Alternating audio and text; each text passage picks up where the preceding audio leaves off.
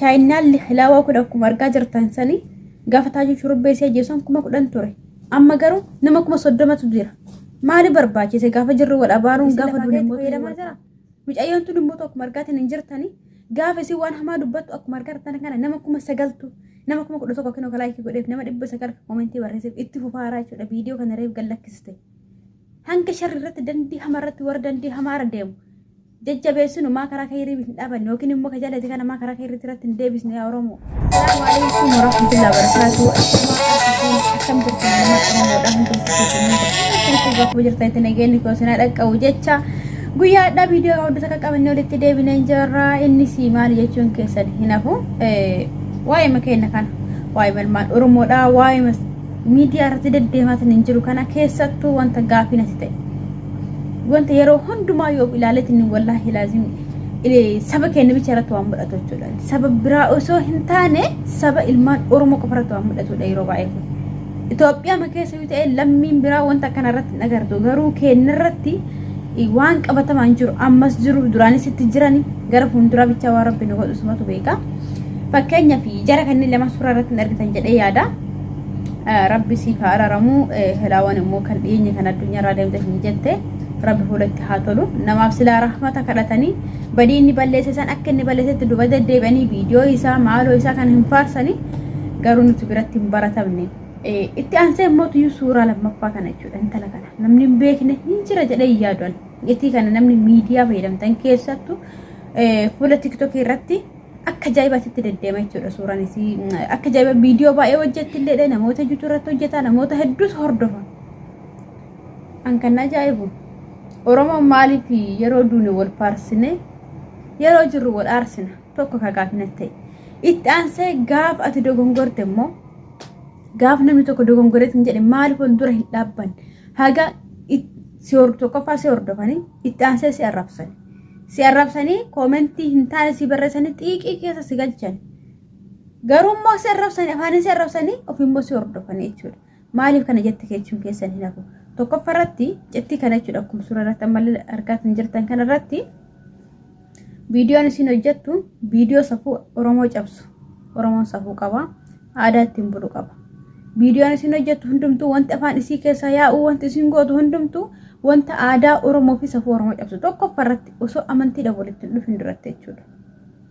Garuu viidiyoo isii hojjette caalaa kan nama laalchise kan gaafina ta'e namoota hordofuudha. Gaafa isiin viidiyoo tokko hojjettee sin jette ilaalatan jedhee yaada suuraa irratti nama 11,000 laayikii godhe fakkeenyaaf isa kana amma nama meeqatu barreesse koomentii yaadate nama 900 yeroo muraasa keessa gallakkiste jechuudha. Anka gaafina ta'eetiin hin jedhe ofii hordofaa laayikii godhaa gadi buusaa dhageeffataa fooloo godhaa fi koomentii noo maarrabsina. Maaliif yaada gaarii qonnee fi akkasiin qajeeltu hin taasisne. Durumaan dursee intalli kun jallinna irra jirti karantaan irra jirti aadaa cabsaa jirti intala Oromooti Oromoon aadaa qaba akkuma durre sin jedhe safuu qaba kana cabsaa jirti maaliif hin gorsine itti aansee amantiidha amantii kam keessattuu dubartiin adaba qabdi waan hin taane waan salaa dhiiras ta'e dubartis ta'e akkaataa ittiin haasaantu jirmeetiin kun osoo aadaa da'eeffattee akka gorsaatti irraa haasoftee fakkaatu yookiin amantiidhaan dhuftee akka amantiitti gadi buutee haasofte rakkoon qabu garuu isin akkanumatti kaaseetiin irraa haasofte jechuudha. Inna maaliif hin gorsine hangasan maaliif itti tana keessanis haa ta'uti kara koomentiin haa ta'uti gorsaan hin taanami maaliif jalaan dhaabanne maaliif jala yaana fooloo isii yeroo muraasa dura argan gaafan argu gara fooloo di kuma diddaa magam dura amma garuu deebee laalu 70 galee fi jira guyyaa hadhachu gaafii nattee dhugaa rabbi isin maal jette viidiyoo isirratti hojjette isin nama laltanii meexxan isin maalalee jette sababbiin isaas yoo ani waan gadhee hojjedhu namoota hedduu laayikii namoota hedduu gabbuufatee dhageeffata fooloo na dabalaa koomentii jalatti immoo jecha hama na barreessaniiti na arrabsitan na hordoftan hordofuu rakkoon qabu jecha gaarii waan barreessineef ishee eegasiin qajeeluu didde maaliif jalaan dhaabbanne gaafii namatti ta'a jechuudha. Dhugaa rabbii dhiyootanii yaadatanoo ta'e mucayyoo wayii biyya Jaarmaan deemtee jirti Kaayiroo turte aslii fa'a biratti namoonni hedduun hin beekan. Isiin gadi baatee uffata hin taane uffattee naan arrabaan mucuqqisii godhan sii dabartee maal taate dhanii xiiqoftee mataa haadattee dhufte guyyaatti aan shayxaan ilma namaati namni kamuun dogongora maaliif gorsin irraa deeffannedha kan gaafina ta'u isa kana ittaanse mootu hilawa gaafa isini fuula rabbi deemtu gaafa isin nutisani fooloro isi kuma 10 ture amma garuu kuma 30 ture guyyaa sadii moo hangam keessatti kuma 30 ture gaafa isin gadi baate oromoo ko lammii ko jettu sanuyyu naame kan hordofaa jirtu turtan beektu naame kan hordofaa turan kuma 10 hordofaa turan waa'ee oromoo fakkaatu saasoftu waa'ee sabus waan barbaade saasoftu yoo lubbuun jirtu sanu jechuudha hadda garuu isin lubbuudhaan deemte nama kuma 20 dabalee bulii muraasa keessatti mee isin injirtu wallahi laazim gaafi namatti taa'u manni oromoo kun jechuudha yoo jirtu wal aarsaa yoo duute immoo wal faarsaa fooloroo isii irraa deeffan isiin fayyadamaan jirtu viidiyoo hedduu achirra jira hanga viidiyoo isii fuunee kasafuu qabus kasafuu cabsatu waan barbaadatu walii gasheer godhu isii dhageeffatu maaltu achirratti hojjetenne kan gaafina maaltu achirratti hojjete jennee fooloo goonaaf mee silesitu kan fuula rabbi deema ichi ol deebi'ee ni tiktok kanatti fayyadamamoo gaafa isin achirra dabarsa waan gaarii nu dabarsine maaliif gorsine gorsa gahaa tokko kennaaf yoo hanga danda'amu hanga beeynu yoo isin jalli narra jiraatte ishee gordofuu barbaanne maaliif hordofuu dinne dhugaa rabbi nama ajaa'iba kan gaafi namatti ta'u mana yeroo baay'ee tiktok irratti fakkeenyaaf liiviin hedduutu jira liivii seenanii viidiyoo gallakkisanii bakka oromoo waa'ee oromootti dubbatamu jiraate nama 5 nama 6tu jira bakkee arraba bakkee wal diqqeessu bakkee gandummaa bakkee amantii itti wal diqqeessan yoo dhayxeete nama 5,000 nama 6,000 jira nama hammalatu hordofaa jechuudha yeroo yoo tan liibira tosoo liibira jiruuni osoo bar nama rafsite naan jira namni osoo bar nama rafsite nama lama wayyaate nama rafsite nama 6,700 nama 1000 akkas kudhantu si hordofaa yeroo ammaa kana liibirratti nama 1000 si hordofaa naan jedhe maaliif fedhe engadduma kana naan jedhe kilaasii tokko keessa anastaa isin biraammoo kilaasii kana keessa taa liibii nama lamaan seenne naan jedhe liibii nama lamaan seenne kana irratti yeroo nuti wal arrabsine jedhe wal qeeqnee wal arrabsine hedduu wal arrabsine yoo nuti wal arrabsinu sani